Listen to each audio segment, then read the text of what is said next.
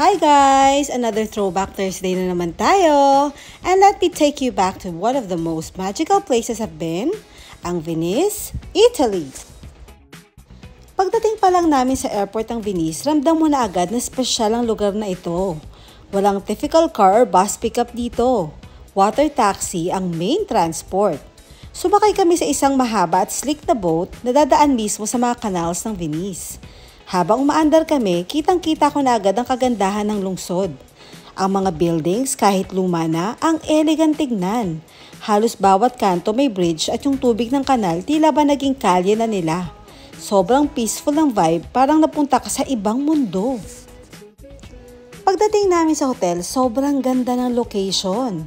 Nasa tabi kami mismo ng kanal.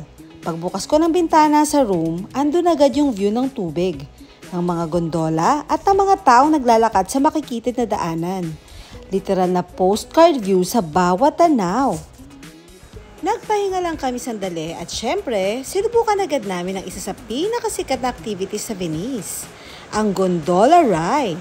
Sumakay kami sa isang eleganteng itim na gondola at habang unti-unting umaandar sa kanal, ramdam mo pa rin ang magic ng lugar. Habang lumulutang ang gondola sa makikitid na canals, ang paligid punong-puno ng character. Yung mga gusali sa magkabilang gilid, kahit weathered na ang pintura at may halatang signs ng age, sobrang ganda pa rin. May mga vines na gumagapang sa pader, mga flower boxes na puno ng bulaklak, at bawat bintana parang may kwento. Iba talaga yung charm ng Venice. It's imperfectly perfect. At kahit surrounded ka ng iba't ibang tao, lahat kami may isang common experience. Amazement! Mapapatingin ka talaga sa paligid. Hindi mo pigilang humanga sa artistry ng city na to.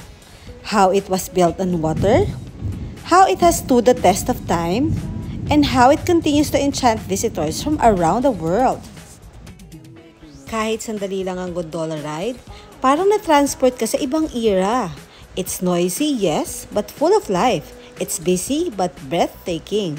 And that's the beauty of Venice. Alive, authentic, and absolutely unforgettable. Sa day 2 ng trip, sumakay uli kami ng boat papunta sa Murano, isang island malapit sa Venice na kilalang-kilala sa glassmaking. Dito ko napanood live kung paano ginagawa ang Murano glass. Mainit sa loob ng workshop, pero ang fascinating panoorin. Sa isang iglap lang, nagiging art na yung tinunaw na glass. Minsan figurines, minsan vases. Nakaka-amaze ang skills ng mga artisan. After the demo, tumingin ako sa gallery nila at bumili ng souvenirs. Ang daming colorful and elegant na designs. Perfect pang pasalubong. Sa huling araw namin sa Venice, sumakay uli kami ng water taxi pabalik ng airport. Habang dumadaan kami sa canals for the last time, sinulit ko talaga ang bawat tanaw. Yung mga buildings na may vintage charm, yung mga tulay na dinaanan namin sa mga nakarang araw, at yung mga kalmadong galaw ng tubig, parang ayaw ko pang umalis. Isa talaga sa paborito namin na puntahan ng Venice. Hindi lang dahil sa ganda ng lugar, kundi dahil sa experience na binigay niya sa amin. Simple pero punong-puno. Venice is more than just a destination. Isa siyang memory na babalik-balikan. Kaya kung naghahanap kayo ng lugar na parang fairy tale, Venice is definitely worth the trip. Hope you enjoyed this little throwback with me. Till the next one,